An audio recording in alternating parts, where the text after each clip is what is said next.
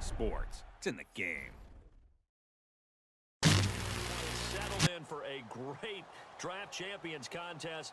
Here, lucky to witness it. I'm Brandon Gaudin with Charles Davis. These guys that you see on your screen, they won't be witnessing. They will be participating.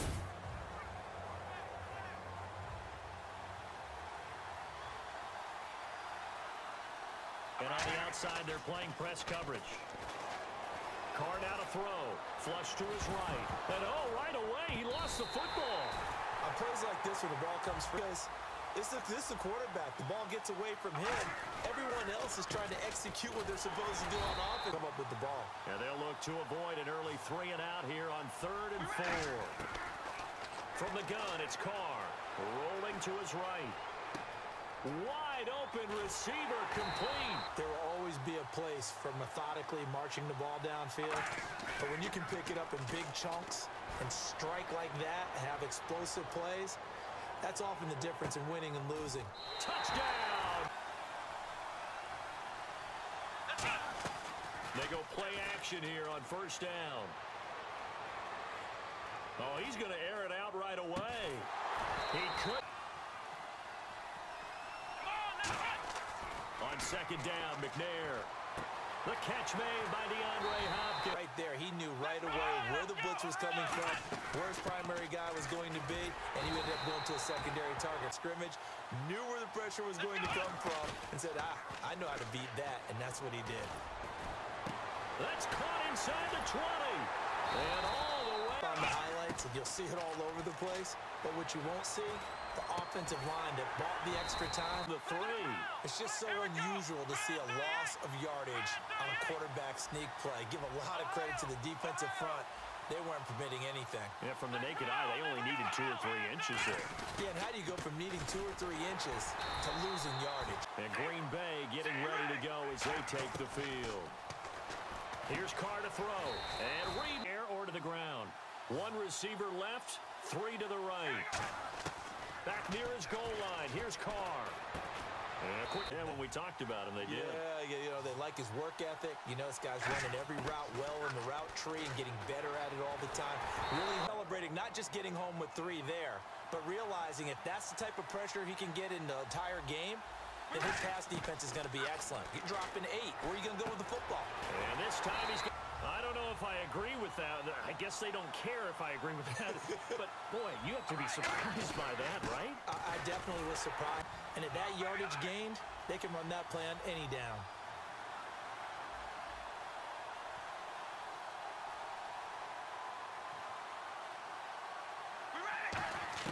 Carr now on 1st down. Throws a quick hit. It's caught, and you don't give up much run after the catch. Carr to throw on 2nd down. He's going to float this one deep right side. Drive here, 3rd and 4. Working from the gun, it's Carr. To the sideline. Gets his feet down, sets up a 4th down and short situation. I bet we're wondering, why didn't he get to the 1st down marker with not much yardage to go? Now McNair looking for a 1st down throw. He's just going to dump this one off to his fullback out of the backfield. No, that doesn't necessarily mean that's a fullback playing in that spot. Well, times have changed, right? The old school fullback doesn't really exist anymore. We're not getting that same player out of college with all the spread offenses, not very many pro style where you actually have a true take the field. And last time out, went for it on 4th down, turned it over, gave him great field position, turned into 6 points, so they've got to recover here, Charles. It's amazing what one decision can do. Pick it up for him. Didn't happen.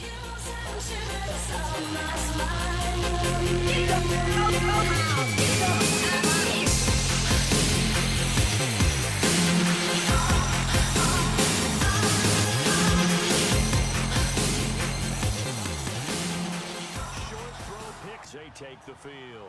And what do you think goes on here in this situation? If you got the football, you're trailing, you're back in your own territory with just a little time. Do you try something? You're thinking about jump-starting your team, right? You just mentioned it. They're down. They're trying to get 7 yards, leaves them with just a 3rd and 3 now. I spy a couple of extra defensive backs on the field for Dallas. Cowboys in the dime on 3rd. Dumps off to Powell. And the offense. So that means they're down to 1 remaining here as we head toward halftime. Now Carr They'll roll him out right. That is caught inside. This upcoming field goal attempt much more manageable. Agreed, because when you talk to defensive coordinators, they always tell us the 35-yard line on our side of the field, that's the line we guard the most aggressively, because talking about one of my favorite subjects, tendency breakers, or counters as I also like to call them. You've done looking for some separation in this ballgame. The adjustment to the adjustment. Without a doubt, that's the one thing, hit him with something else. Going up top. Oh, this is taken in. It's complete. Greg Olsen, nobody ahead of him. Touchdown, Cowboys. 76. No one wants to hit the panic button just yet. Points are a necessity on this drive. What a great way to get set up. So here are the Packers now. They get set for their first possession of half number 2. They're down in this game. A chance for the offense, though, to put some... And you know at the half, they discussed how they were going to get that done. This is where scripting comes into play a lot of the time. How many plays do you script coming out of the second? Most of the time in the first half, you're scripting 12 to 16.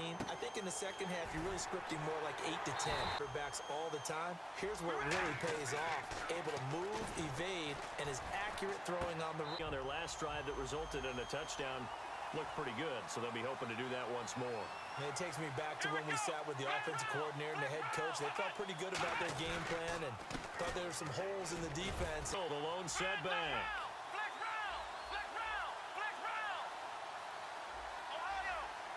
Time running out here on the play clock.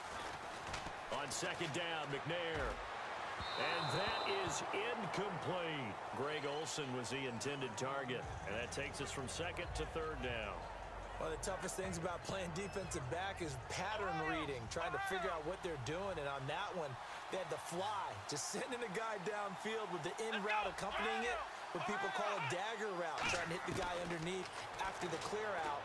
In this case, though, they're not able to get it done. Timeout when they were able to put together a scoring drive, but they're still down here, Charles.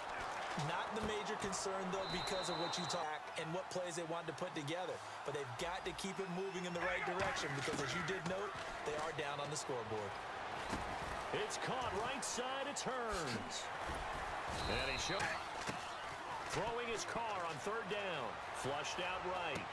Oh, he's got a man wide. Out of watching quarterbacks and receivers do the pass tree in pregame warm-up.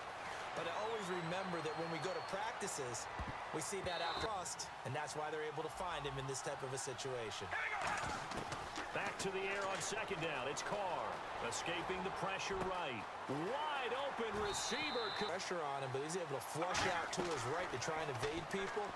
On the run, had to get on his horse. Still accurately throws a nice pass for a first down. Jordan, tried and true formula, and I don't think it'll change for as long as we play football.